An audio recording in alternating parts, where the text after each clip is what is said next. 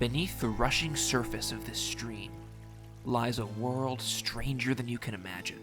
A world of stony banks, gurgling riffles, and deep, slow pools that create a fascinating ecosystem. It's filled with animal life, ranging from bizarre invertebrates to beautiful amphibians. Welcome to the hidden world of a stream.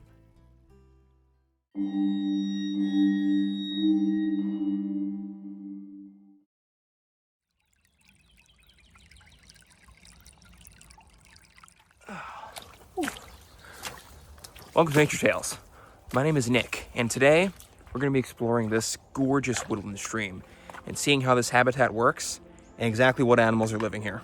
The stream habitat begins in the riparian zone, a transitional area where land meets water, forming the banks of the stream.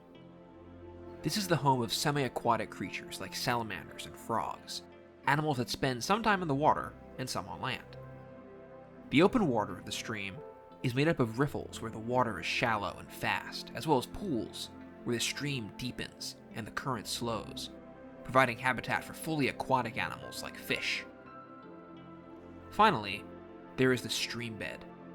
This is home to a horde of secretive invertebrates that hide under the boulders and rocks, away from the current. It is here that we'll begin our journey, where the secrets of the stream are hidden. Deep in a calm pool lurks one of the stream's weirdest inhabitants, a crayfish. This lobster-like crustacean can usually be found by overturning the stones they hide under. When disturbed, they dart away, but you might be fast enough to catch one. Look what I just found here. This is a crayfish. Very, very common denizen of these little freshwater streams. They look like miniature freshwater lobsters, which is, basically what they are. They're crustaceans, they're decapods, just like crabs and lobsters. They also have those really cool claws up there, which can give you a pinch. It's not anything that painful, but I'm holding him behind the claw, so I don't think he can get me. And they fulfill a very important role in these small streams. They're scavengers. They will attack small animals, like little insects or tiny fish. They'll try to grab those and eat them. But generally they're eating already dead animals. Omnivorous scavengers like the crayfish are the stream's recyclers. By consuming dead plants and animals, they get rid of garbage that would otherwise rot and pollute the ecosystem. This crustacean can certainly see, but the deeper, murkier parts of the stream can cloud their vision, so they use their antennae to navigate and find food. The antennae of a crayfish are complex sensory organs that can touch, taste, and smell. It waves them in the current, tasting the very water for signs of a potential meal or a predator. Visibility may be limited, but a crayfish will have no problem finding food. There are, of course, many other scavengers in this habitat. While flipping rocks to find a crayfish, I saw another stream crustacean, a water slater. These are freshwater isopods that live in the stream, feeding on algae and detritus. They cling to the stream bed, hiding their flat bodies in the narrowest crevices. Even weirder was this alien-looking life form. It's the aquatic larva of a crane fly. It dwells in the stream for almost a full year before changing into its adult form. This larva, like the other invertebrates we encountered, helps clean the habitat by consuming decaying plant matter. These lowly, secretive scavengers may not be the most glamorous creatures, but they deserve our thanks, because without them, this stream would be a much dirtier and less pleasant place to explore.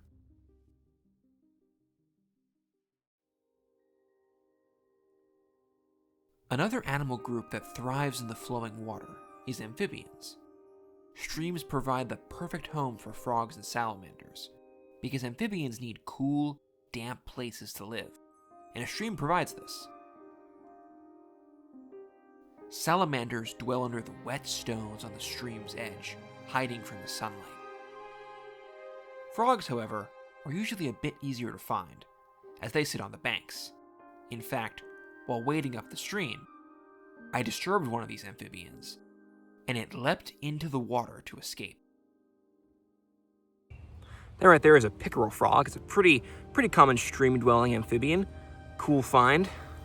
Pickerel frogs, along with other amphibians, were quite common in this stream, which can tell us something very important.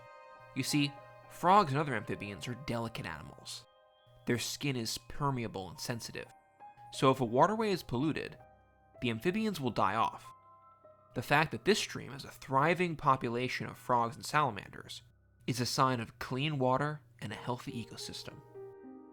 Having clean, beautiful creeks like this is so important for amphibians like the pickerel frog. If these are polluted or if they're not in a healthy condition, animals like amphibians can't survive here. In fact, amphibians are what's called an indicator species. So if there are amphibians present in the area, then your waterway is probably doing pretty well. If the amphibians are gone, it means you have a problem. So the fact that there are pickerel frogs here and salamanders is a very good sign.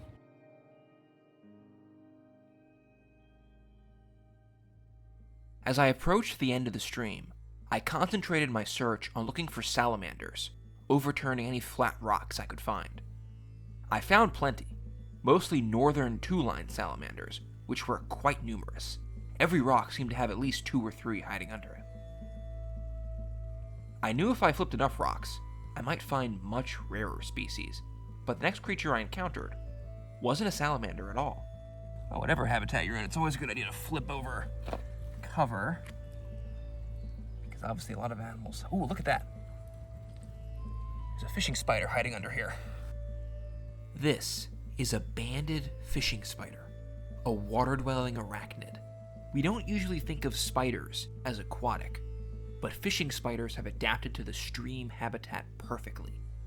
Its light, thin body allows it to sit on the surface tension, and the sensitive hairs covering its legs can feel the slightest vibrations in the surrounding water, allowing it to sense nearby prey. Fishing spiders are such cool arachnids. They are semi-aquatic. That's why you find them sitting around water sources like this. And fishing is not just a metaphor. They will actually catch fish, which is crazy for a spider. They're very light, so they can float out on the surface of the water, and they just sit there, waiting for a tadpole, a minnow, an aquatic insect to drift beneath them, and then they reach down with their fangs, grab it, and envenomate it. Fishing spiders are accomplished predators, hunting insects, fish, and even small frogs. They kill their prey with venom and drag it back to shore to eat. Any small creature that drifts within the reach of a fishing spider likely won't live to tell the tale.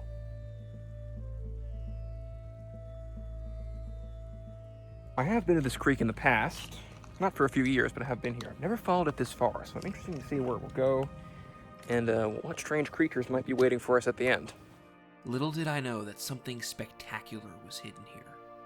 At the end of my journey through this stream, a true gem of nature was waiting for me. Eventually, I reached a point where my path was blocked by thick vegetation. This shallow riffle flowing under lush greenery was as far as I could explore. Before I turned back, my eyes landed on a final rock to overturn. I didn't expect to find anything particularly special, but when I flipped it over, I saw that I had been dead wrong. Oh my gosh. I just flipped this rock. Didn't do it on camera. Look at this salamander. Bright orange. I've seen pictures of this one before, but I can't remember the species name. What I've uncovered is a northern red salamander, an amphibian as strange as it is beautiful. Here on the muddy stream bank, its colors contrast with its habitat, making it seem even more brilliant. And try to grab it. Salamanders are very slippery and also very delicate. Whoa. I really am stunned. I've seen pictures of this species before, but seeing it in person is insane. Just look at that creature. But what a find. Red salamanders begin their lives as aquatic larvae, and over a period of about 2 years, they transform into their adult form. Adults are terrestrial, but they don't move far from their streams. The damp, lush stream banks are the perfect home for them. Here they hide under rocks during the day and emerge at night to forage. It was fitting to find this salamander at the end of my journey, like a piece of buried treasure, a true gem of nature. Amazing animals like this can only exist in a balanced, healthy ecosystem. They would disappear without clean, preserved habitats like this beautiful stream to make their home in. Here in the presence of this scarlet amphibian, I could truly appreciate the world it was a part of.